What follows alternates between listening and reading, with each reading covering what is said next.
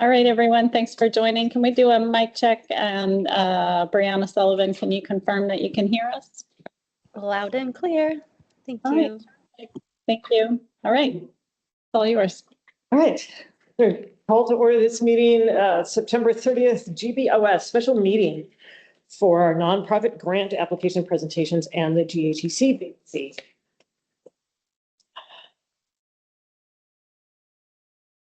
I don't see our land acknowledgement.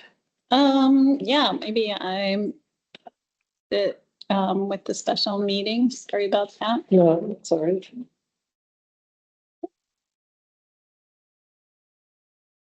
All right. Let's start with agenda review, and or does anyone have any objections? Entertain a motion to approve the agenda. Motion to approve the agenda. Second. Okay, do we have any discussions, changes? Right.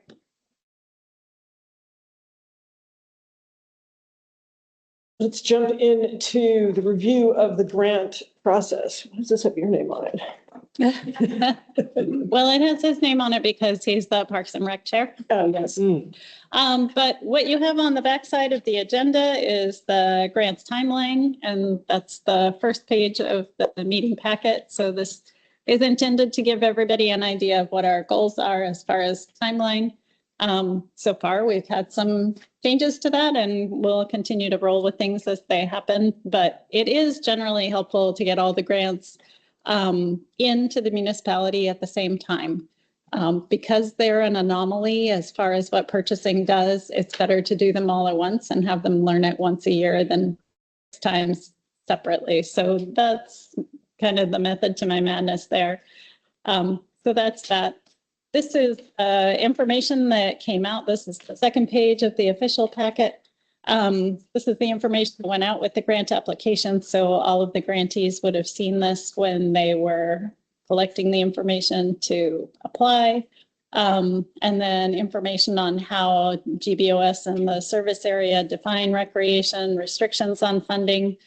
All of this was information for the grantees. And then the part that's important today is the evaluation criteria. And so this portion of this conversation is directed at the supervisors. There is evaluation criteria. And in the meeting packet, which I really didn't make very many copies of because you all already have your grant applications, is the evaluation itself. And so that's the only portion that I copied for the grant, for the packet this evening. And this is what the worksheet looks like before it has any other information filled in. And then from then on, the meeting packet is the various grants, the information that they have, and figuring that this conversation this evening will augment that information. And then the Board of Supervisors, each of you will be doing your evaluations, making your recommendations for funding within the budget that you have. And then all together, you will be meeting and discussing your recommendations for funding, and then making adjustments to the ones that are not hard funded. The ones that are hard funded will go through, one would expect, as previously discussed, and then the ones that are competitive grants for the remaining, or for the other set of funds, you will work on within the budget and come up with those numbers probably in the October GBOS meeting. So with that, the plan. Otherwise, today's meeting has one other item that was not originally going to be at this meeting, and hopefully we'll just get to that one, and the GBOS can make that determination. It's the last item in the grant packet. So we'll get there when we get there. Does anybody have any questions? Yeah, it says no change in recommended funding instructions. I must have missed that. Is that something to talk about, or did it within the packet, or? So he's talking about item 2 under 1B, essentially review budget funding, and it says no change in recommended funding instructions. I believe that's for GBOS, right? Yeah. Yeah, Yeah. that's I think so. for our funded flat Yeah. $22,500 going Right. forward Yeah. in the budget. So Once again, So that is for the Girdwood Board of Supervisors, that note. It doesn't, but thank you for pointing it out. yeah, sorry about that. Leaving myself breadcrumbs and then forgetting them. So, yeah. All right. So I think it's up to the chair to continue on. Okay, so Ready. are we done with all of number one? I think we're done with Okay. number one. I have a favor to ask from anybody in the audience. Is anybody willing to share it so that we could have 2 copies of the, if anyone would be willing to donate to the. Thank you. Yeah. Sorry, I should have reserved a couple. That is, Everybody always picks up the materials I- they should, and yeah, it wasn't. I am a big note taker, and so I appreciate and being able to watch. All right. So I believe we can just go along in the order of this presentation by our 2026 grant applicants. And the first up is Challenge. May I make a statement, please? Yes. Yes. I really appreciate everybody granting us the flexibility to move this meeting date. And I'm sorry that we had to reschedule in order to accommodate the community meeting for Holton Hills. And again, I appreciate you guys making the time to come here and present to us on this meeting date. Thank you. Also, I would like to say that I believe it's implied here, we usually have, in the past, we've had a round of disclosures, all having to do with the fact that pretty much everybody on the Girdwood Board of Supervisors is volunteering with one or more of the organizations here. In the past, we have determined that if we don't have a financial interest, and if we're not within these, that we're not counting it as a conflict of interest. But that being said, I do want to open it up to our board really quickly before we jump into this. Does anybody have anything that is outside of what we've disclosed and ruled on in the past? No. Okay. Brianna and Kelly, you guys are good? I tried to raise my hand. I just wanted to thank you, Jennifer, for that, a reminder and opportunity. And mine is not outside of all the previous grant presentations. All the volunteering and community involvement is not extraordinary considering the size of our community and how involved we all are. Thanks. Right. So if we had to excuse ourselves for volunteer activity, there would be nobody left on the sheet. So we appreciate your flexibility with this. All right. Now, should we move on to challenge? Good. Please. Okay. We would love to hear from challenge. Should I come up here? Yes, please. Hello, everyone. Thank you to the Board of Supervisors for the opportunity to come up here, and thank you to the municipality and all of your hard work, Margaret, in putting this application out there and giving us the opportunity. It's an honor to be up here with so many other members of the Glacier Valley nonprofit community, and I, for one, always love listening to the conflict of interest discussion because it's just endearing to the amount of community involvement all of you have. My name's Nate Bolts, and it's an honor to serve as the Executive Director for Challenge Alaska. 2025 was an extremely busy year for Challenge Alaska, providing adaptive sports and therapeutic recreation opportunities within the Glacier Valley. We always focus on being the best neighbor we can to the entire Girdwood community. It's where we got our start, and it's where we'll always have a home. And so we appreciate every opportunity we get to play in this great playground. 2025 was a stellar example of that. As a result of the $8,015 grant we received last year, Challenge Alaska provided nearly $30,000 in subsidized programs and services to the Girdwood community in 2025. Some of the tangible community support included $13,800 in reduced facility rental fees for 14 different local groups or organizations, including the Girdwood Fine Arts Camp. We provided $3,000 in scholarships to 5 based skiers and snowboarders living with disabilities, as well as providing over $13,000 in adaptive ski and snowboard instruction training, utilizing PSIA level 1 and 2 adaptive modalities in our teaching methods for 53 local Girdwood instructors, as well as certifying 9 local snow sports instructors living within Girdwood. Some of our organization-wide community reach, we served 930 unique individuals in 2025 between participants and volunteers. We provided 1,277 local lessons during the 24-25 season, which is continuing an upward trend that we're seeing. All of that equated to over 20,000 total program hours in 2025 between lessons and volunteer hours.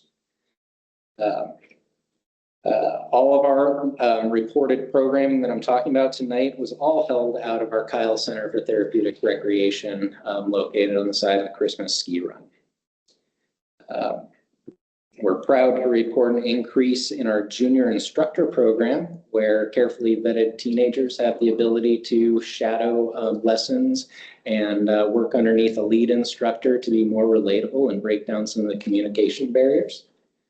And for the second year this summer, we operated what we're calling our Summit Camp, where young adults living with autism do a week-long sleepover camp here in Girdwood and explore many of the outdoor recreation opportunities between Girdwood, Whittier, and Seward. And that we also supported many local businesses in that, as well as received donations from many local businesses in that effort. Some of our deliverables for 2026 are to continue to build on that momentum. So, we aspire to support a minimum of 5 disabled skiers and snowboarders within Girdwood at least a $3,200 level. That's not a number that we have any control over, because we can't control who lives in Girdwood and who doesn't. But I have on fairly good authority that we are reaching every Girdwoodian living with disability that wants to learn how to ski or snowboard. We're going to continue to provide our facility to Girdwood community events, and we're going to host at least 12 local community events at free or significantly reduced building rental prices. It's always our desire to make sure that that facility, similar to this one, is a community resource that we can share to, especially to other nonprofits, as well as, for grieving loved ones looking for places for memorial services and things like that. And we're definitely not going to pump the brakes on our training and education for providing a stellar level of program.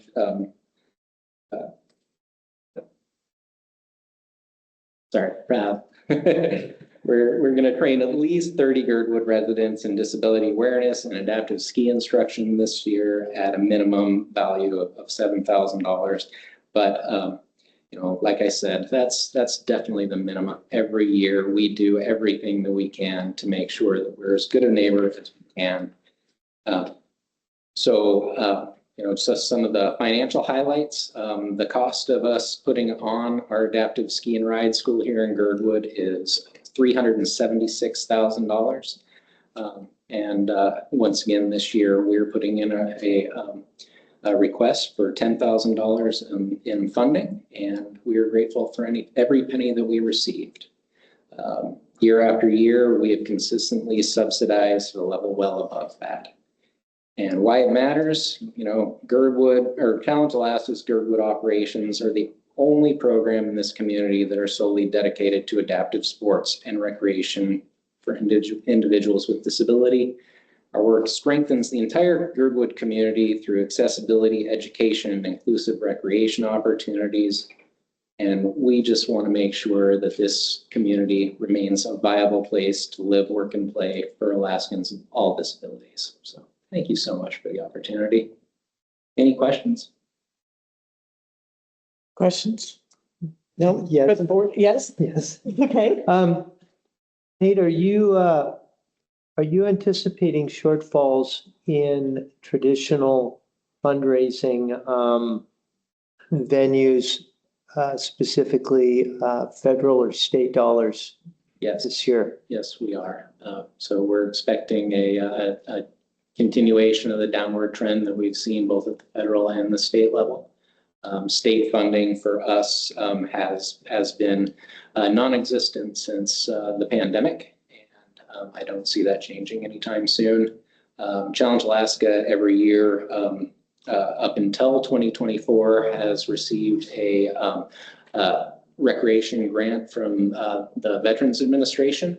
That went away in 2024, and we have not heard yet on fiscal year 2025 whether that will be back.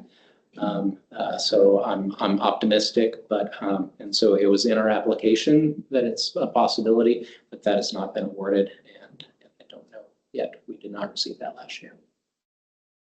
Thank you. Do you have any questions online? Sorry.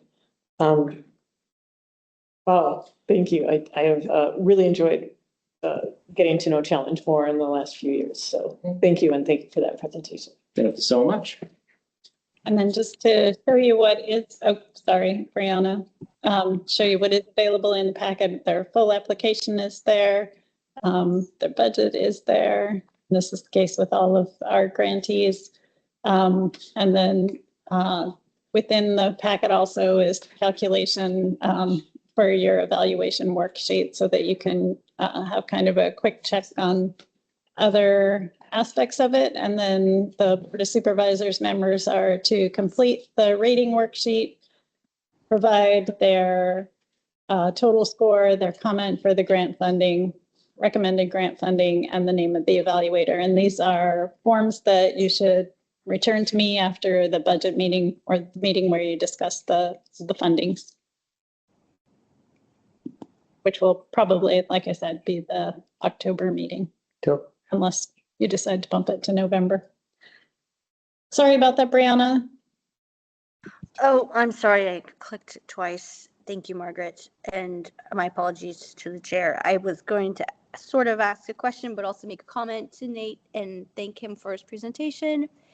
And just thought that was great news. There's more youth coming up the training each year for learning how to help. And I heard that on Outdoor Explorer last year. It was a really good interview with. That was such a fun interview. Thank you. Yeah. And I guess that was tailing onto the question of, are those unique training numbers each year that there's 30 new ones, or do they need to get retrained each season and then they loop in for that total? I don't know off the top of my head what the breakdown was between new and returning. It was 53 local Girdwoodians that went through training with us. And if I had to venture a guess, I would say around 30 of them were new.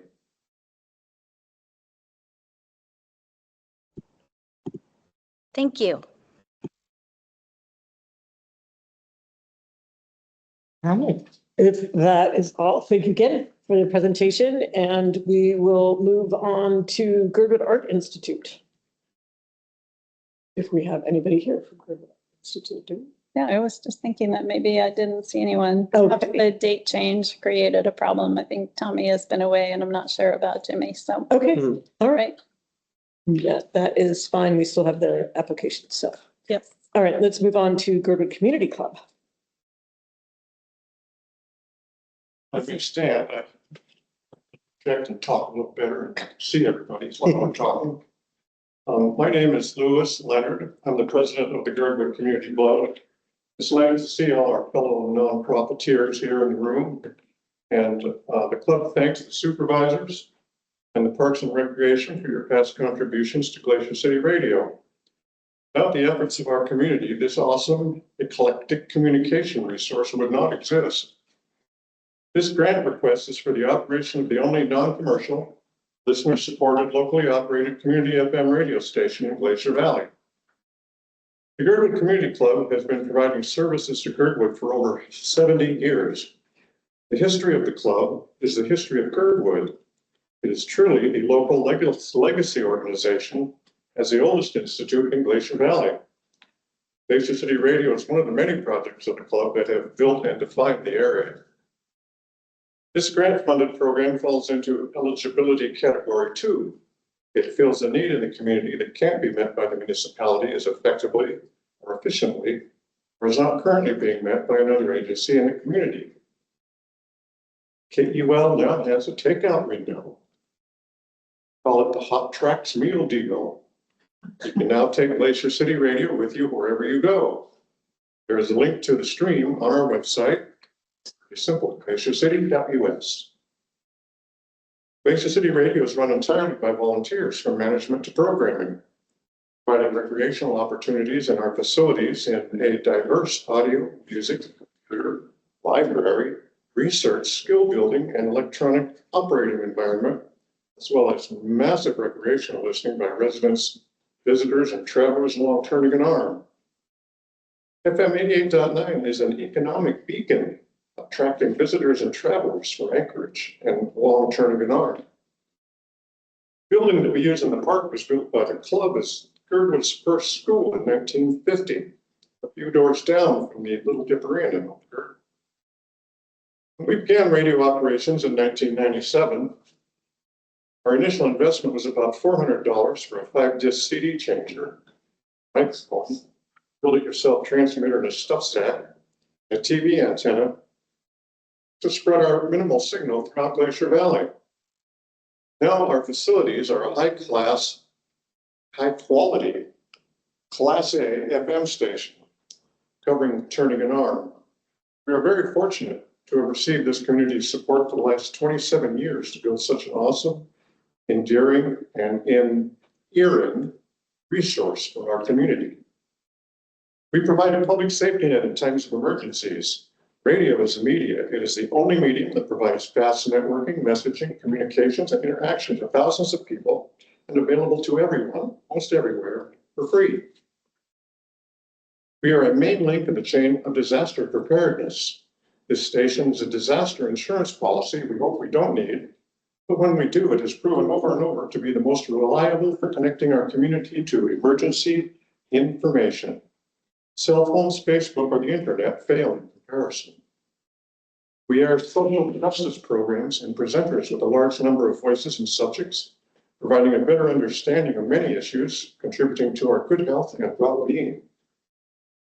Our membership in the Pacifica Radio Affiliate Network provides us with programming from other worldwide stations, as well as allowing KUL to provide programming to the entire national network. Our presenters are ambassadors to the world through Pacifica's online audio port. Our 16 local programmers provide 36 hours on air weekly, and we are currently broadcasting 47 weekly programs providing 78 hours of diverse programs from around the planet. Why do I say diverse voices when sometimes we're talking about music? Well, music is news of the world. Music itself tells stories, and the presenter tells of what is happening in their social sphere, in their part of the country. Some of them also present arguments for social justice.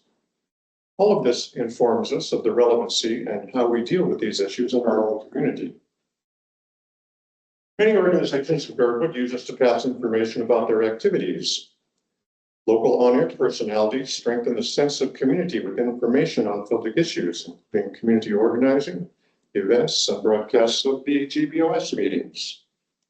In addition to our worldly cutting-edge talk and music, our air staff broadcasts hazardous driving conditions and avalanche warnings, passing information from the Girdwood Fire Department on fire danger and road hazards. We participate in the federal, state, and local emergency alert system that includes weather warnings and big child abduction and alerts. We're also working with a teacher from Girdwood School who has a media class and wants to involve them with a youth and radio project. This gives children of Girdwood an opportunity to use technology to express themselves. When you add up all the little things that we do, they become big.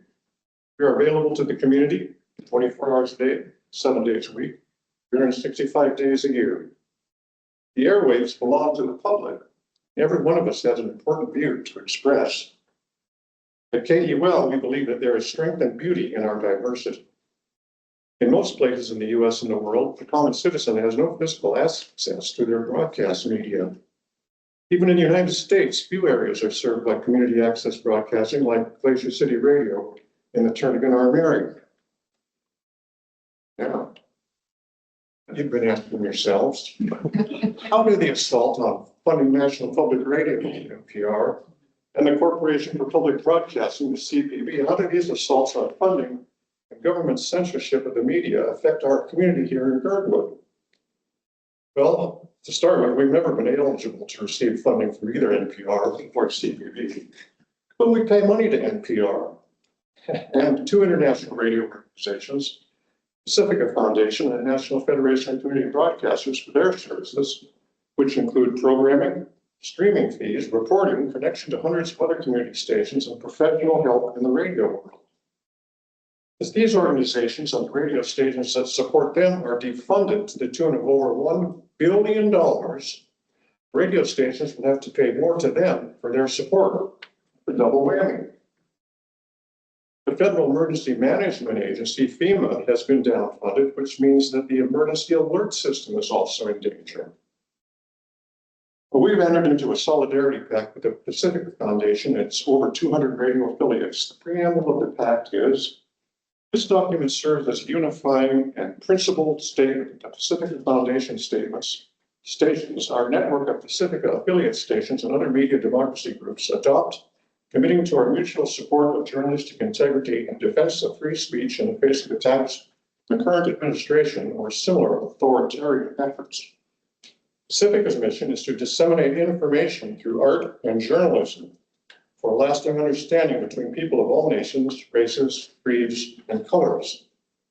In light of the threats posed by Project 2025 and the escalating attacks on free speech, independent journalism, and public media under the current administration, we, the undersigned Pacifica Foundation stations and affiliates and other media democracy groups, pledge the following. We stand united, protect the public's airwaves, we support each other, we inform, not conform, we defend the right to dissent, and we respect local autonomy. The entire pledge can be viewed online at pacificanetwork.org. No one is quite sure how this new landscape will be negotiated, structurally or monetarily. We know more money needs to be obtained from the communities that they and we serve. We are fortunate here to have an irreplaceable resource like KUL, and it is volunteers like you all here in this room that help protect and develop our community, free speech, and the radio station. When you go to mark up your evaluation worksheets, remember, we have an excellent track record, quite reasonable fees, adequate facilities, funding from local businesses, meet all the definitions of recreation, and have good volunteer support. Thank you for considering the Girdwood Community Club at Glacier City Radio and your Parks and Rec grant program.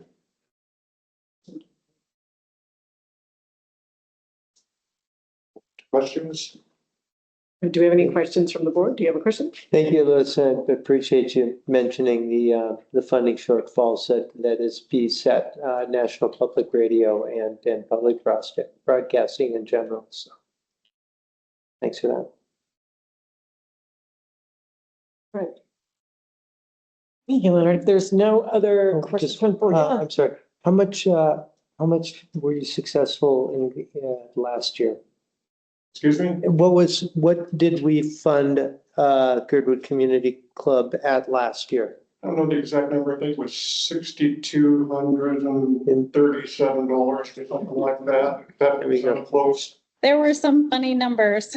Great, Yeah, thank you. we can definitely supply that with Yeah. you, or you. This- Yeah. and then- It's right there, Oh, right, 6335.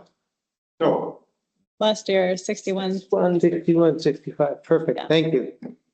I don't see it. Did I come close? You did, Yes, 61, yeah. there you are.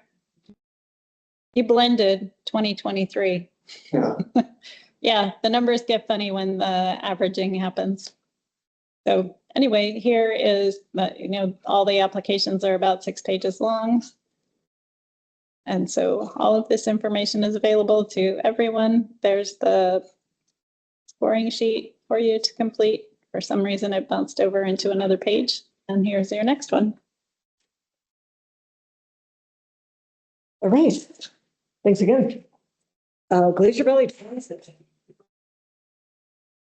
It's like, what's here? All right. Stand up and All right. say hello. Thanks for having us here. Really appreciate it. Helping keep our wheels rolling. About us, we're Glacier Valley Transit. We were founded in 2008. Prior to that, Girdwood didn't have any public transportation. Aliaska did have a shuttle that would take their guests to back and forth from the tram parking lot to a couple different restaurants. But for most of the residents here in Girdwood, there was no transportation options that were public transportation besides maybe a phone. In 2010, Glacier Valley Transit did become a 501c3 nonprofit. They have a management agreement with Aliaska Resort that allows us to lease our employees from the resort, and also allows our staff to be eligible for benefits, such as things that anyone that works at Aliaska Resort would have. Ski pass. Sort of fun.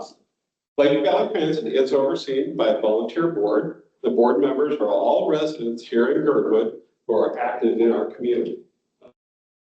Most of them. Why DVT? Our mission is to provide safe, reliable, free transportation here within the valley. How does that benefit the community?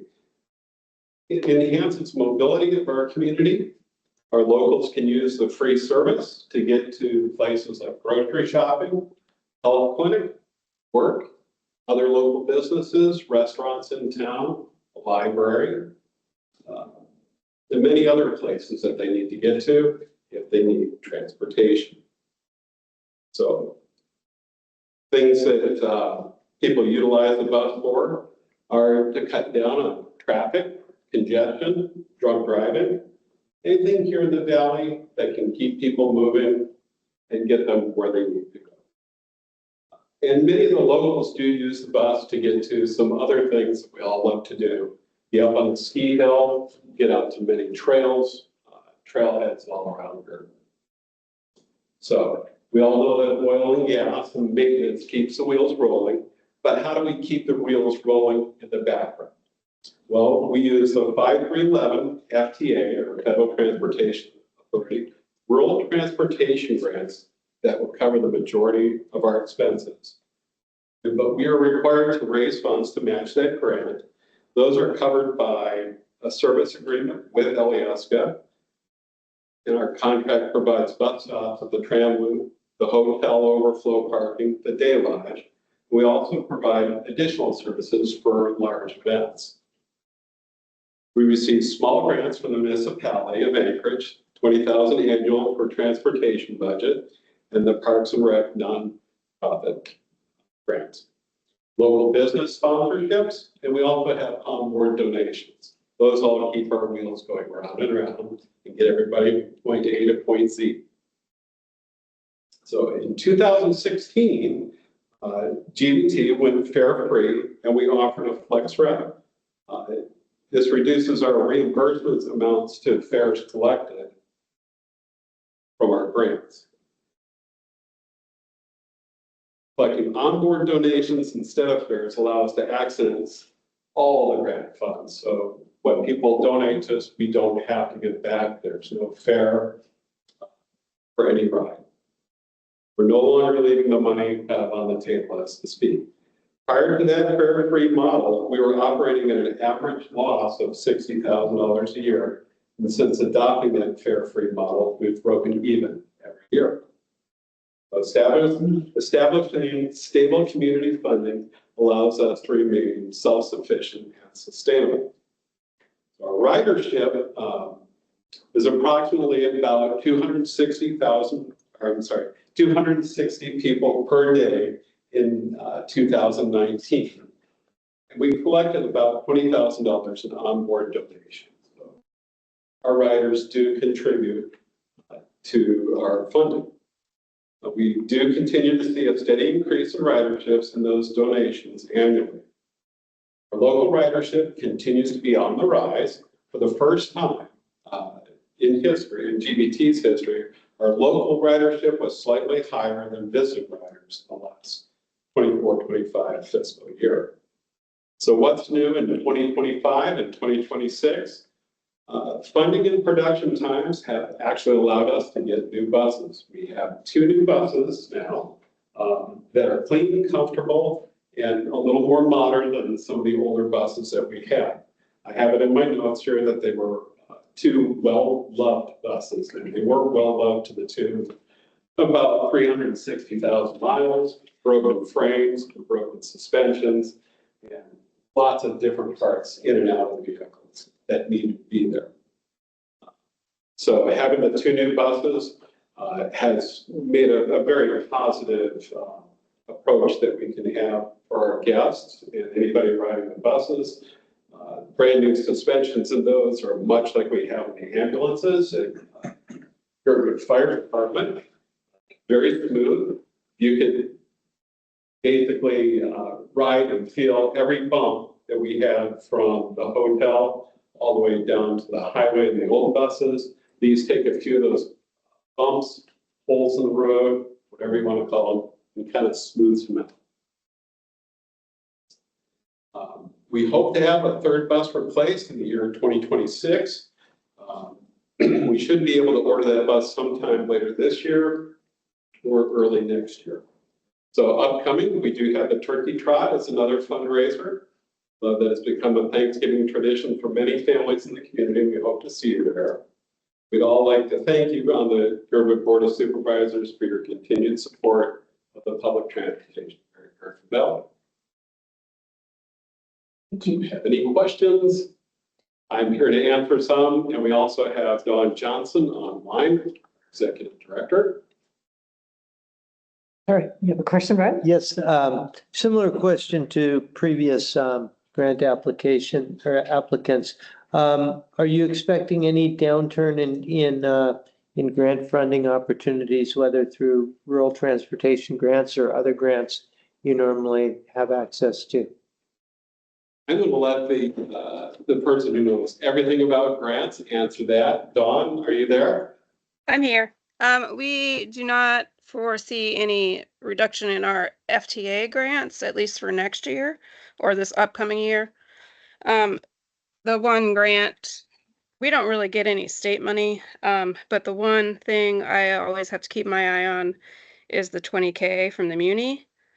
We haven't gotten a contract for that yet, but it usually takes a long time. So I don't expect we won't, but there's always that possibility that that could go away. Fantastic. Thank you. All right, do we have any other questions from the board or the room? Thank you. Thank you very much. All right, next up is Little Bears. Hi guys. I'm so sorry that I cannot be there in person tonight. I am solo parenting still, and I do not have a babysitter. So I just want to start by saying good evening and thank you for your time. I'm Rachel Byers. I'm the executive director of Little Bears Playhouse. Little Bears is Girdwood's only licensed childcare center and has been operating in Glacier Valley for 43 years. And we provide year-round care to the youngest members of our Girdwood community. The mission of Little Bears is to provide an intentional and engaging, nurturing learning environment that promotes the growth within each child. We're guided by our board of directors, which currently has 10 active members, and our full-time staff of 9 individuals. Little Bears has had a very exciting year. As many of you have seen, our new early learning center is flying through construction. We're currently a month ahead of schedule and are moving forward with the interior installation right now. And we're currently working towards closing the gap of our financial needs for that new building. We're set to open our doors fall 2026 with 5 out of 7 classrooms open. And we will also be looking to provide after school care to meet the needs of our community. In our current center, we are enrolled at 85% capacity, with our enrollment set to meet 100% by the new year. Our preschool classroom is enrolled to maximum, and our toddler classroom does have 4 open part-time spots. Our tuition rates have continued to stay as one of the lower rates within the municipality of Anchorage, and our staff pay is one of the highest without subsidization. Little Bears is able to continue to provide this through our board of directors fundraising efforts, the donations from our local community, and grant funds. Little Bears has also been working very hard to improve the quality of education curriculum and our staff's professional development. Our staff has been working diligently for the past year to move through the Learn and Grow program, which is Alaska's quality recognition improvement system. And we've been able to reach level 2 out of 5 levels. This has been a huge undertaking, and our staff has been excited to go through this process. We will begin working on the level 3 requirements after the new year and hopefully join an elite group of early learning centers at this level. Little Bears staff have also invested in their own professional development and education through a pilot program grant awarded through the ACE board with Prop 14 funds. We were one of 20 centers given the opportunity to engage in an innovative program to support our staff in continuing their education. 2 of our staff are working on their Alaska Early Childhood Administrator credential, requiring 112 hours of training that is to be completed in 5 months. Little Bears has created a program that allows these 2 staff an extra day off of work each week, paid, to give them the opportunity to complete their required trainings.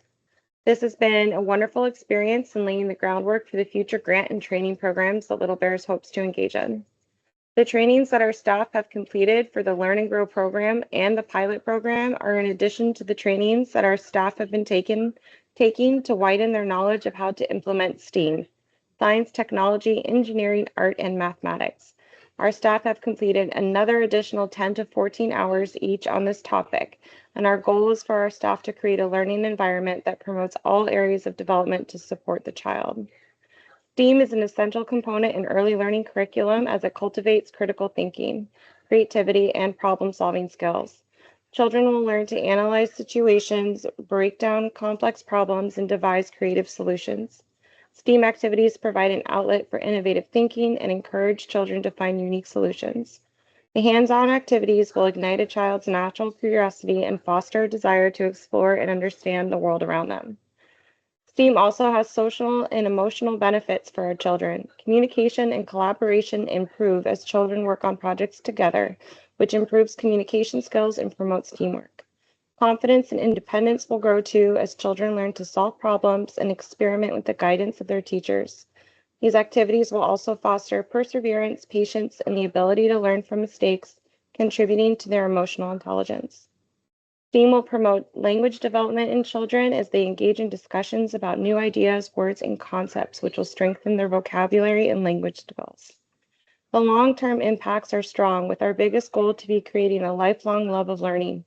These opportunities will close the gaps in learning for our children and provide a strong foundational understanding of concepts created in a loving environment. Examples of some of the learning that will take place are planting seeds and gardening, water cycling, making clouds, sink or float tests, building from recycled materials, ramp races, shadow play, do-it-yourself lava lamps where oil, water, food coloring, and ant acids are combined to observe chemical reactions, measuring, graphing, and tanagrams. The funds from the grant will be dedicated to our students having opportunities to use materials and engage in activities that will support their learning in STEAM. These funds will also support the ongoing training and learning for our staff to ensure that they are being innovative in their activities. Little Bears is grateful for the ongoing support that is provided by the Girdwood Valley Service Area Grant and look forward to continuing to provide the best early learning education for our community. Thank you. Thank you. You have a question, Brian? You know, I'm going to just keep on this process through. Yes. Rachel, thanks for the presentation. Same question to you as previous grant applicants. How is your outlook for grant funding in the coming months and going into 2026? State and federal grants are that you're eligible for. Are you expecting to be able to get them? Little Bears Operational, we haven't applied for state or federal grants in the past. We are being supported right now through the Prop 14 municipality grants that are directed towards earning learning. For Little Bears, for our new building venture, we lost a very large grant due to congressionally directed spending being taken away, and we do foresee that not being an option for us moving forward anymore, which is why we are looking to close a financial gap for the new building. Operationally, we are okay with our grants because of Prop 14. Thank you. All right, do we have any other questions? Board or?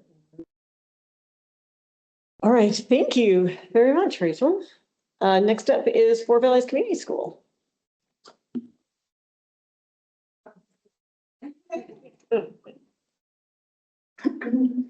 So good evening, and thank you for the opportunity to speak to you tonight. My name is Julie Johnson, and I'm the Executive Director of Four Valleys Community School. We're a nonprofit that's been part of Girdwood for 45 years, and our mission is to provide enrichment through educational, recreational, and cultural activities for people of all ages here in our community. And I'm proud to say that we do that year-round. Thanks to a memorandum of agreement with the Anchorage School District, we have access to the Girdwood K-8 school gym, classrooms, and common spaces after hours. This arrangement enables us to provide a diverse range of programming and activities to the community, from fitness classes to art classes and everything in between. The funding we receive from GBOS is crucial for our year-round operations. It enables us to keep program fees affordable so everyone can participate. It helps us fairly compensate instructors, and it helps us bring in specialized teachers. I just want to give a little bit of an overview of the wide range of programs that we do offer. So for youth and sports and recreation, this year we kicked off the school year with a favorite, cross-country running club. 25 students, along with volunteer coaches and parents, explored local trails and experienced the joys of running. We also launched a brand new program earlier this year called Girdwood Explorers. Kids not only played outdoor team games, but learned about the community by visiting the fire station, meeting avalanche rescue dogs at Alyeska, and hearing from Parks and Recreation staff. Between these two programs, we engaged approximately 50 children aged 5 to 13. In addition to these two programs, we offer a full schedule of indoor youth sports, including kung fu, basketball, volleyball, baseball, as well as our volunteer-led Nordic Ski Club. We expect over 120 participants in these programs this year. For students seeking after-school enrichment programs, we partner with the Alaska Wildlife Conservation Center, and they offer weekly programming for students after school. So in addition to those programs, we regularly host art classes taught by local artists in the Girdwood Fine Arts. These classes provide kids and adults with an outlet for creativity, encourages people to try new skills like silver jewelry making or sculpting skills with Play-Doh. We do have adult recreation and wellness programs. Our Tuesday night pickleball league and Wednesday night basketball remain some of our most popular programs. Drawing 20 to 30 players every week, we also offer strength training, yoga, breathwork, and meditation classes. With GBOS funding, we've been able to keep drop-in fees as low as $5, which encourages both new participants and regulars to keep showing up week after week. With consistent programming and staff hours, we've been able to maintain open track access for the community. This helps keep people moving even when conditions are unfavorable for walking or running outside. Our preschool social group, Romp and Roar, meets once a week during the school year, thanks to volunteer parents who help create fun and a safe space for children under 5. This program helped connect new families in the Valley, offering playtime for kids and social opportunities for parents. Our weekly summer camps, these are day camps. They blend recreation, education, and cultural activities using local parks, trails, and soccer fields. Over 100 kids participated this summer, exploring nature, creating art, playing games, and learning about the unique culture of Girdwood. In addition to the programs we offer, we also strive to collaborate with other local nonprofits and organizations. We do this by assisting with events such as the Girdwood Fine Arts Camp and the annual Fungus Fair, which both have a broader reach beyond the local community. These programs reached over 200 participants. We have also been able to partner with and promote events through our websites, our social platforms, and newsletters, and highlighting events happening in our community. This helps raise awareness for all relevant community events, not just those generating revenue for Four Valleys Community Schools. I do want to mention our volunteers. They power the work that we do. We work with over 200 a year. These volunteers are coaching sports teams, helping with programs, leading hikes, organizing events, and keep everything running smoothly. Their time, energy, and expertise are part of what makes Four Valleys Community Schools a true reflection of the community we serve. So looking towards next year, we're excited to build on this momentum with more programs and more opportunities for our community. So in closing, Four Valleys Community School is proud to be a place where the community can come together, learn, be active, and connect. As the affordability of our programs remains a key concern, GBOS plays a vital role in keeping program costs down and increasing accessibility. We are committed to serving our community year-round, and the GBOS grant enables us to do so successfully. So thank you, GBOS, for your continued support of Four Valleys Community Schools. Thank you, Lou. Same question to you, please. Are you expecting being able to have access to grants that you traditionally have had access to? This right here, this is we count on this grant right here for a lot of our funding. But we also work with other organizations, and one of them is KMTA. As far as I know, they are not offering grants this year. It's one of the ones that we don't have. Thank you. Do you have any other questions? Thank you very much. Before we get to turning in our mycological society, actually, let me just check with Sharon. Am I remembering correctly? I think that the grant you guys gave to Gabriel was just this year, actually. I'm realizing I might have to disclose a potential. Yes. Okay. So I need to hand the chair over to you. And just real quickly, I actually don't need the sheet. I forgot that there was a financial exchange of sorts because my son was given a spontaneous grant from Turning Our Mycological Society for the work that he has done. He is 18, so he received it at 18, but and it was not a scholarship fund, and it was not I had no knowledge of, it was something that the board decided spontaneously to do and was not included in my understanding of anything that the Girdwood Board of Supervisors grant was covering. However, he did end up using it as if it was a scholarship, so it did have some benefit to me. So that's my disclosure. Okay. And that is true and factual. Sorry. That is true and factual. Thank you. Well, there's certainly nothing stopping you from hearing the presentation. No. And we're No. not taking any action this Right. evening. Right. And we will be free to collaborate with you on scoring for all of the grant applicants. Okay. All right.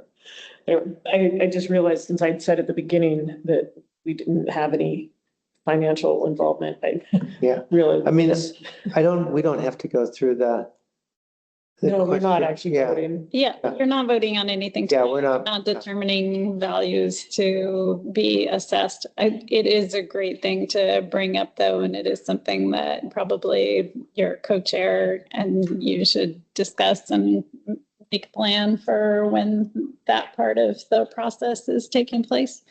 Okay, thank you. Sorry, now I would love to hear. Okay.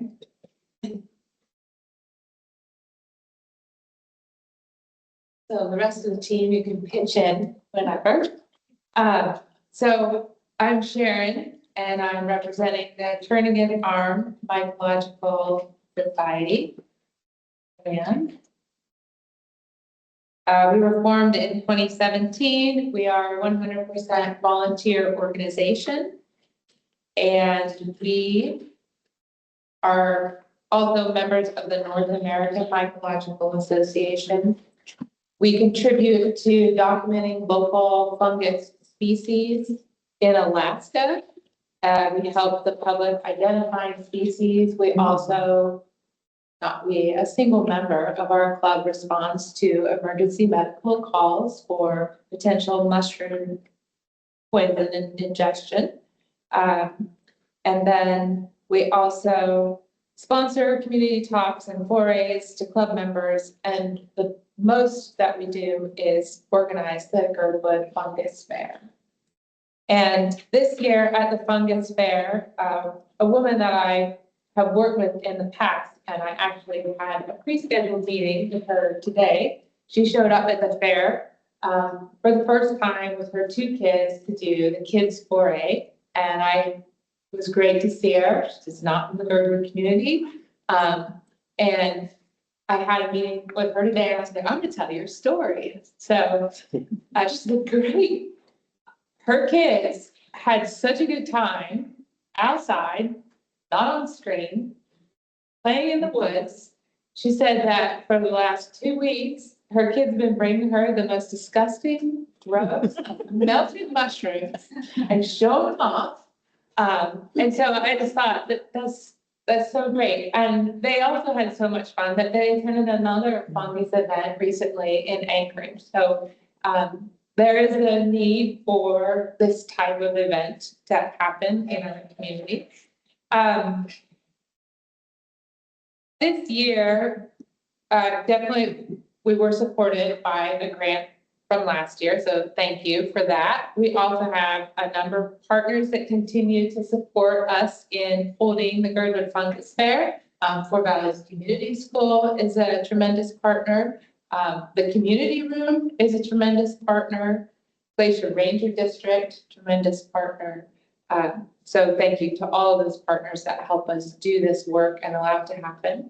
This year, we expanded our group of 5 volunteers to put on the Girdwood Fungus Fair to 6 volunteers. Leah joined our group, which was fantastic. And what Leah joined the group to help us do is to expand the economic impact of the Girdwood Fungus Fair in the community. So we worked with more of the restaurants in the community to tie, because everybody wants to eat mushrooms. That's what everybody wants to do. So Leah worked directly with a number of restaurants here in the Girdwood Valley.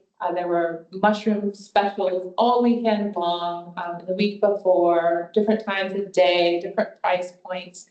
And we promoted those restaurants and those specials. And they also provided sponsorship for the event. And it was wildly successful beyond what we ever imagined it could be. So that was a wonderful success for this year. We also changed the weekend off Labor Day. We did see some cost savings reflected in what our biggest ask for is travel costs and accommodations and car rentals. So having an off Labor Day weekend, it's the price of everything starts to drop in Alaska a little bit. So that was really helpful. Also this year, over the years, mycologists have attended the fair. They've collected data on the fungus in the region and in Alaska. And over the years, enough information was collected that would have a scientific tome. Mushrooms of Alaska, one of the authors is here in the room. But this is a really exciting achievement for our state in the field of science. The other thing that happened was that in Fungi magazine, this is really an international fungus magazine, and there's 2 articles in here about Virginia Wells and Phyllis Kempton, who are early citizen scientists in mycology in the state of Alaska. So this article about Alaska mycology and citizen science is out there, public now. So that's very exciting. That happened at the fair this year.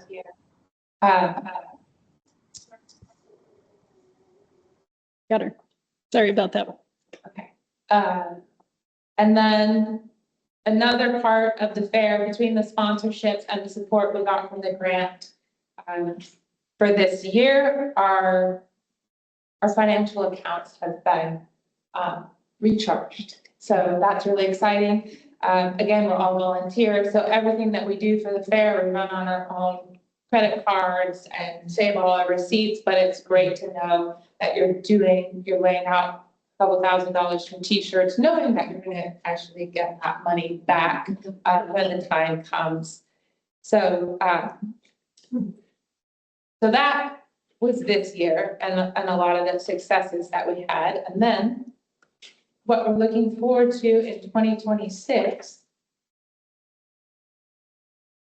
I admire everybody typed up their notes. Yeah. So this year, our ask is for $2,500.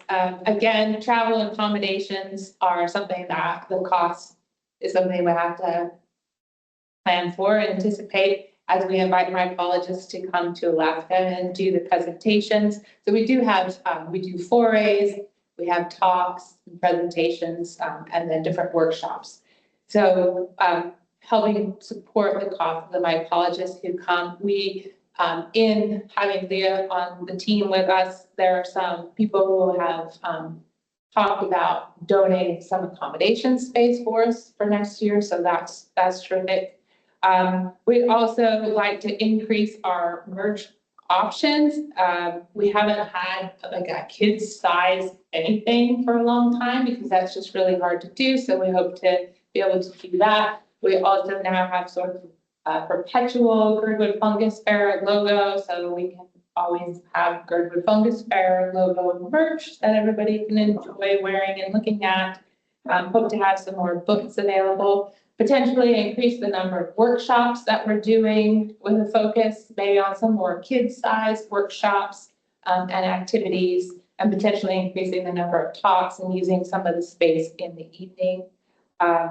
And then again, the economic impact that we bring into the community, continuing that relationship with the vendors and the sponsors, and sort of just streamlining and tightening that up for everybody, and having kind of like some social media stuff that is packaged that they can have, having a tier like your King Bully if you're this level sponsor, or a Club Fungus if you're this level sponsor kind of thing. So just developing that program a little bit more.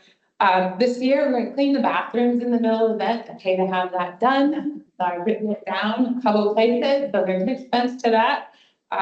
We did also get some really incredible posters that were made for the fair this year by one of the mycologists, a really common edible and really common poisonous fungus. And so we'd like to get those framed in such a way that everybody can just take pictures of them when they visit and have that as a free resource. If anybody's framed anything, even at Michael's with your 50% off coupon, there's a cost to that. And then the final thing, well, there's two final things. One is potentially getting some more website support. Anybody who's maintained and updated and managed a website for anything, it would be nice to maybe get someone who's more professional to help with that. And then also just some more volunteer swag. This year with funds, we provided lunch for our volunteers on setup day. It'd be nice to get everybody a t-shirt too. It's not a lot, but it would just be a nice thing to be able to provide. So that is turning our mycological society and Girdwood Fungus Fair. Are there any questions? See. Oh, we're not big enough. We get impacted by federal or state. I was kind of figuring that. I did. Actually, there's. Oh, the government shut down, we might lose our. Yeah. That might have something. Official. Yeah, so all our stuff is locked up, we can't get to it right now. There's also the issue of Forest Service closures, right? Yes, yeah. That's, Yeah, all of our stuff is stored in the Glacier District. Almost big cutouts. Yeah. Mhm. Oh, yeah, so that is a bit of a hardship to look forward to. Or I mean, seeing it coming down the road. Can I just add one thing about the poison identifying thing? This is kind of becoming a big deal. So Kansas Center, Kansas is our poison control center. If you were to ingest something in Alaska and you call it the poison control center, it'd be someone in Kansas you talk to. And they now have my number, and I get probably 6 to 8 texts or calls a week from the state of my kid just ate this, my dog just ate this, my friend just fed this to me and I feel really sick. And this might surprise a lot of you, but edibility for most mushrooms is unknown. In fact, this book, even though I'm a co-author, I reference it all the time because most of these mushrooms, what do we say for edibility? Unknown. So one of the other benefits of the fungus fair is talking and interacting with people who are eating mushrooms that maybe they shouldn't. We're getting data points from that. A number of species to the list now that were edibility unknown until this year, and now we know they cause GIS. Or maybe nothing, but it's kind of wild. When people put mushrooms in their mouth, they really shouldn't. People are like, oh, they're right. It's not fast. Eat it. Sounds like a good t-shirt slogan. So That's impressive effort, Kate, thank you. Sorry, we put the fun in fungus. I forgot to say that. Thank you very much. Do we have any other questions? Okay. Excellent. I think that is all of our grant applications. And so next up on the agenda is discussing the vacancy on GHEC. Well, and look, we have all these people. Yeah. Yeah. Here, I'm gonna scroll down to that. So as you know, we had a vacancy that occurred. And this is the first GBOS meeting since the recruitment period has closed. In the time that we recruited for 2 weeks and a little bit more, we had 1 applicant. So I'm gonna let you guys go from there. But you have the information because this individual had applied for a previous seat. Super excited. They're still interested. Yes. And I believe this is new business this evening and we'll take it, No. we're going to vote on it tonight. If you vote on it tonight, then there is the potential for that person to join the next meeting, Yep, got it. which, On the 6th or, right. So that's why it got. Yeah. yep, perfect. So I would entertain a motion to approve this applicant. And yes, Brianna, do you have something? I was going to move that. Perfect. I would move to appoint Brooks Chandler to the GHEC vacancy. And I will second that. Perfect, thank you. All right. Do we have any discussion? Yes. I am thrilled to see that Brooke still has interest in this position. With the previous vacancy, it was, I'm kind of surprised to think even myself that I was, looking to see a kind of a new member to the community and a renter get on the Housing and Economic Committee. And it was at the expense of someone that has tremendous insight in the community and expertise in this matter. And so I'm kind of like going, in that there and thrilled to see him get on the Housing and Economic Committee. Excellent, me too. Anything else? I'd like to do a roll call vote on that. Yes, absolutely. Brian Burnett, Yes. Kelly Okonek, We couldn't quite hear you. Yes. Thank you. Brianna Sullivan Yes. and Jennifer Wingard. Yes, So that's 4-0 and a roll call. excellent. Thank you. All right, public comment. If we have anyone who would like to provide public comment, people offering public comment must state their full name and address, and public comment is limited to 3 minutes per person and must be on subjects not listed on the agenda. Do we have anyone who wants to? Yes, Margaret. I want to mention, we talked about how this meeting had been pushed back by a week. And I also really appreciate everyone's flexibility with that. I wanted to mention that there will be another Holton Hills meeting that will be taking place here in this room on October 21st. Notifications went out from the developer. GBOS received one today. Meeting will be publicly noticed as a GBOS and LUC meeting a week ahead. It will be available on Teams as well as in person. So I just want for this information to be known as far and wide as we can. So thank you. Thank you for that reminder. At 7 o'clock on the 21st, which is Tuesday. If that's everything, then I need a motion to adjourn. Motion to adjourn. I'm gonna assume I do online.